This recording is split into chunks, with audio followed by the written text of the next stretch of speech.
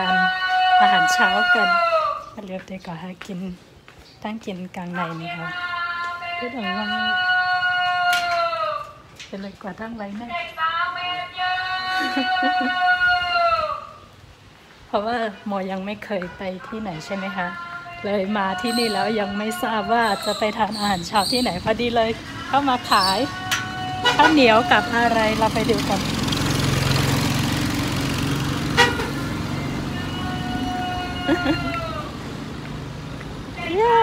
ไปดูกันเลยเขาให้หน่อยว่าไม่ได้ตัดกินดีไรข้าวเหนียวดำแป๊บเดียวภาษาไทยใหญ่ขอให้ยังได้มาแล้วข้าวเหนียวกับถั่วไหลมากค่ะเนาะข้าวเหนียวแล้วก็ถั่วตอนนี้เป็นเวลา7 โมงกว่านะคะมาเดี๋ยวก็เป็นข้าวยาม7 โมงปลายกับลีเลยกับเลยซื้อข้าวเหนียวมาไปแล้วก็ไปด้วยหิมพร้อมในว่ามีร้านนี้สั่งหลายๆในคันยังไม่ได้ไปเดินดูว่าแถวๆนี้มีร้านอะไรบ้างนะคะเพราะว่าเพิ่งมาเป็นวันแรกเดี๋ยวตอนออกไปข้างนอกค่อยสำรวจดูว่ามีอะไรค่ะดีในดนตรีในกัดเตค่ะกัดเหมือนเสียงว่าตาการขึ้นก็กัดลีอยู่เด้ๆค่ะเนาะกลางในลูกมากก็ไม่ค่ะในตองจีนะคะอากาศดีมากตอนกลางคืนก็ต้องห่มผ้าแล้วก็ตอนกลางวันหรือตอนเช้าตอนกลางวันยังไม่แน่ใจเดี๋ยวเรารอดูอีกทีหนึ่งตอนเช้าเป็นอากาศแบบว่าเย็นสบายใส่เสื้อแขนสั้นไม่ได้เลยต้องใส่แขนยาวอากาศน่าอยู่มากๆค่ะอยากจะย้ายมาอยู่ที่นี่เลยเพิ่งมาเป็นวันแรกคำว่าใครๆมาตั้งคำว่าใครๆมากำเหลียวที่ไหน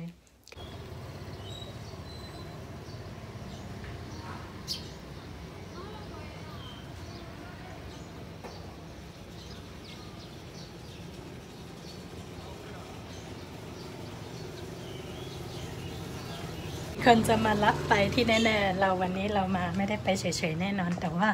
เรามีมาแล้วต้องได้ความรู้กลับบ้านอะไรแบบนี้ไปกันเลยนี่ครั้งแรกในตองจีนะคะพอกันดังสุดในตนดีแค่หนาว่าหัวดังไหลเป็นดังไหลว่าคาฝาได้คาขึ้นกลางเลย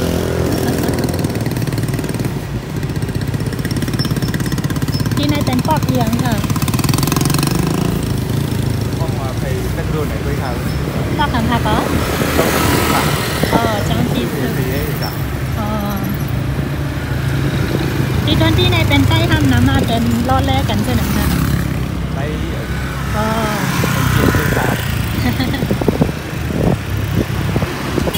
หนักครับไอ้นั้นค่ะที่เขาบอกว่าตองจีนะคะเป็นส่วนมากก็จะเป็น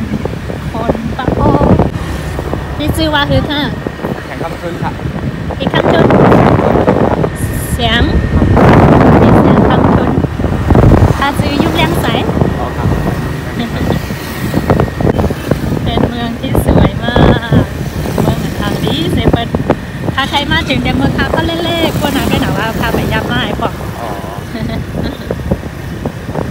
ที่เสียงคำทุนเป็นคนไทยค่ะไปปักล้อค่ะ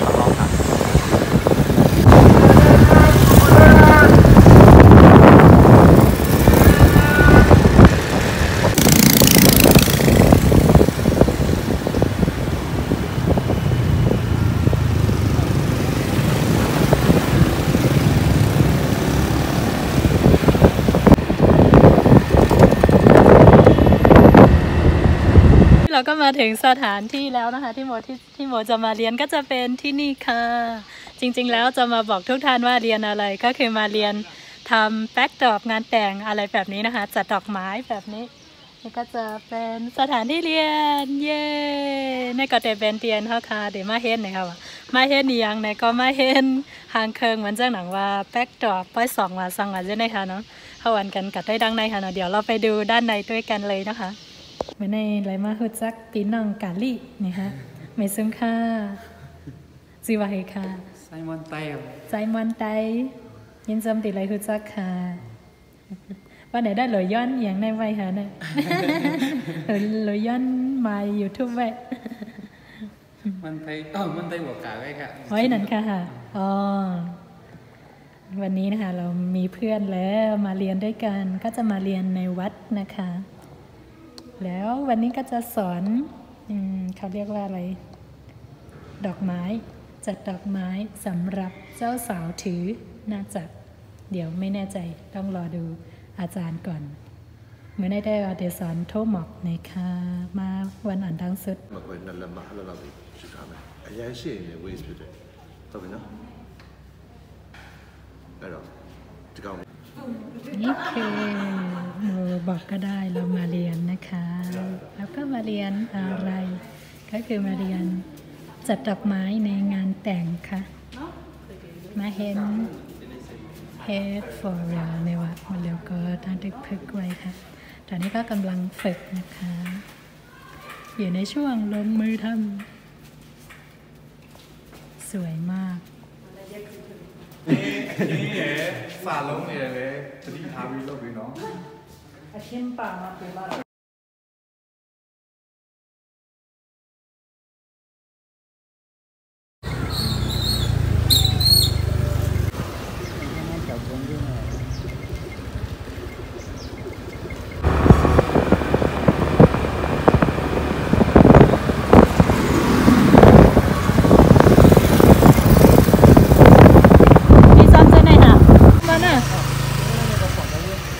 ใช่ปะฟอร์มว่าเป็นคนขางฉิมเนี่ยโซมาเดมาส่งมีน้องมาส่งค่ะวันนี้ ลอยวันนี้ก็ไปเรียนมาแล้วนะคะเมื่อได้ก็เห็นมาโยคะโยก็มาแวะซื้อเขาพักกันได้ก็จะเป็นอันนี้จะเป็นอะไรนะปอเปี๊ยะทอดแล้วก็ข้าวผัดต้มยำมาตองจีครั้งนี้นะคะเราก็มาแบบประหยัดมากๆมาตอนที่บอกในก็มาเป็นเสร็จเงินให้อย่าไปให้ออกน้ำ เอาเงินมายันไปนั่นเลยอยู่จะเงินกันแล้วให้อยู่เลยค่ะวัน6 วันเงิน300,000 พม่านะคะต้องอยู่ให้ได้1 อาทิตย์ค่ะ300,000เงินมันอยู่อะไร1 บาทค่ะเนาะมาตอนที่นะง่ายๆเยาก็เมื่อในกับซื้อมาเขาไหนห้ำเซง1 เหงเขาคำห้ำเซง5 เหง4 เหง5 4 เหง5 1 วันใน6 เหง5วันนี้นะคะเราเสียไปค่ากับข้าวตอนเย็น 4,500 แล้วก็ตอนเช้า 6,500 จัดนะคะเย้เดี๋ยวเราก็จะมาทานข้าวกันค่ะเดี๋ยวก็จะมากินข้าวค่ะแต่อาบน้ำยันบุหางที่ในกัตเต้ค่ะที่นี่นะคะอากาศหนาวมาก หนาวมากก็ไม่เชิงแต่ว่าอยู่ได้เกี๊ยวนี่โมไปซื้อมาเกี๊ยวอันนี้ราคา 1,500 หรือ 2,000 จัดแล้วก็จะมีน้ำจิ้มด้วยนะคะเป็นเกี๊ยวค่ะเนาะในก็จะเป็น2 เหงเน้นมันค่ะแล้วก็คาซิมาแทงก็จะเป็นอย่างหมดซื้อมาอีกเป็นอะไรเดี๋ยวมาดูกันข้าวผัดต้มยำนี่กลิ่นต้มยำฉุนเลยข้าวโคต้มยำเลยค่ะซื้อมาในกอ2 เหง5คุ้มมากนี่จะเป็น 2,500 จัดนะคะคุ้มมากงั้นวันนี้เราเสียค่าอาหารไป 6,000 จัดเหมือนในเซ็งเงินกว่า6 เหง5 ปักจัดเงินมันค่ะในคลิปนี้ก็เฉลยให้ทุกท่านแล้วนะคะว่ามาทำอะไรทีนี้ทุกท่านก็คงทราบแล้วมาตองจีคราวนี้ต้องได้อะไรกลับไปแน่นอนคือจะมาเรียนตกแต่งงานแป๊บตรอกหรือไม่ก็ทำดอกไม้อะไรแบบนี้นี่ก็ไปเรียนมาแล้วอาจารย์บอกว่าอันนี้ผ่านแต่ว่าดอกไม้ด้านบนอันนี้ไม่ผ่านแล้วก็ด้านล่างก็อันนี้จะใหญ่ไปต้องใส่ดอกเสริมแล้วก็เลยแต่ก็โอเคหมอสอนเอาว่าอันแน่ตีไหนมันใหญ่แห้งเลยว่าในก็เต็มเพราะแคมอันนั้นนะคะก็หนาก็ฮังรีเยอะเนี่ยเมื่อในก็ย่อกว่าย่อคากูก็ได้หัวว่ามาตีตนดีมาเฮ็ดสังเนี่ยค่ะก็ ในวิดีโอนี้ก็เตมาหมอกกันได้ค่ะเพราะว่าในวิดีโอนะค่ะเตมารีวิวแหนตีลึกนั่งยิ่งไหนค่ะเดี๋ยววิดีโอหน้านะคะโมจะมารีวิวหอพักหญิงให้ทุกท่านได้ชมกันค่ะงั้นเจอกันใหม่ค่ะอย่าลืมติดตามเป็นกำลังใจให้ด้วยนะคะพบกันใหม่ค่ะในสังค่ะสวัสดีค่ะ